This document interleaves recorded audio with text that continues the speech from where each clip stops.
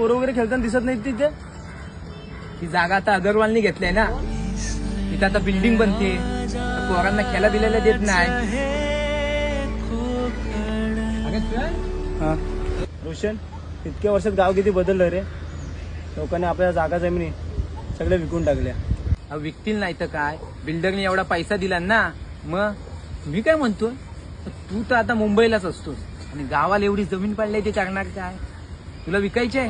अरे तू बोलतोस ते बरोबर आहे रे, पण तुला माहिती आहे आम्ही गाव सोडून मुंबईला कामं करतोय ना, ती फक्त पोटा पाण्याचा प्रश्न मिटावा म्हणूनच. उद्या असं नको व्हायला की जेव्हा मी मुंबई सोडून गावाला येईल तेव्हा मलाच माझ्या गावात पुढे भाड्याने जागा भेटते का नाही हे शोधायची वेळ येईल. त्यामुळे माझी जागा राहू दे. तुमच्या जागा गेल्यानंतर निदान माझ्या जागेत तरी तुम्ही पार्ट्या कराल. चल.